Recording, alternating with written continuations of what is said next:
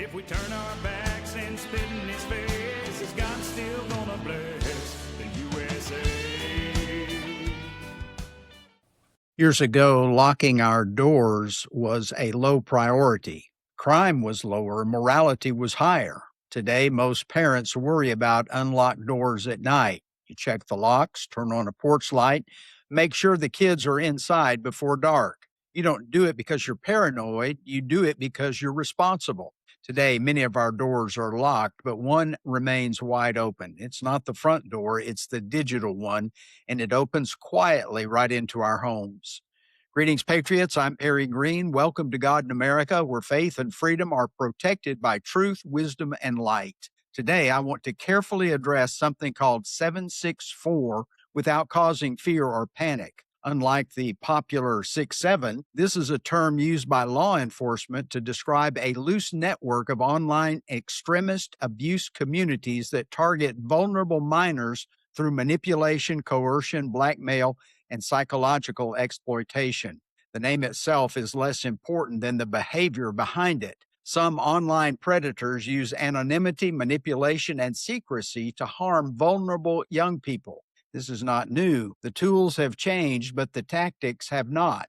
Scripture has always warned us about the darkness that hides behind false appearances. Jesus said in John 3, verse 19, people love the darkness rather than the light because their deeds were evil. Darkness thrives in secrecy, light exposes it. Most online spaces are not evil. Most kids are not looking for trouble, but predators look for access, isolation, and silence. They exploit things like private messaging, anonymous accounts, emotional vulnerability, shame, and fear. That's why awareness, not panic, is the right response. Paul tells us in Ephesians 5, verse 11, have nothing to do with the fruitless deeds of darkness, but rather expose them. Exposure doesn't mean obsession. It means open conversation, clear boundaries, and consistent presence. Light doesn't shout, it simply shows up. Here are 5 wise action steps parents can take to protect their children from online predators. First, keep digital life visible. Children should use devices in shared spaces when possible.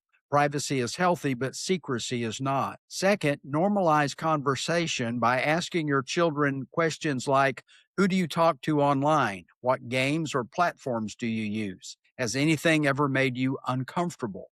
These are not interrogations, these are conversations. Third, teach discernment, not fear. Help your kids understand that not everyone online is who they claim to be. No one has the right to demand secrecy, and shame is a warning sign, not a sentence. Fourth, establish clear boundaries. Make it normal to say no private messaging with strangers, no sharing personal photos or information, no secret accounts. Boundaries communicate care. And fifth, be a safe place. Children must know that they will not be punished for telling the truth. Help is always available. Silence protects predators, not families. Early Americans believed liberty required moral responsibility. They knew freedom without restraint invites chaos. As a young man, Samuel Adams discussed that liberty depends on virtue in a Republican form of government. He said neither the wisest constitution nor the wisest laws will secure the liberty and happiness of a people whose manners are universally corrupted. That principle applies today. Digital freedom without wisdom creates vulnerability. Truth, transparency, and accountability are not enemies of freedom, they are its guardians. Remember, most parents are doing their best. Most children are resilient. Light is stronger than darkness. We don't respond with panic, but we respond with presence. Scripture reminds us in 1 John 1, verse 7, if we walk in the light as he is in the light, we have fellowship one with another. Light restores community. Darkness isolates. The goal is not fear, the goal is wisdom. The goal is not control, the goal is protection. As families, churches, and communities, we shine light, not because darkness is powerful, but because the truth is. Well, thank you for listening to God in America today. Until next time, let's keep the light of truth and protection burning.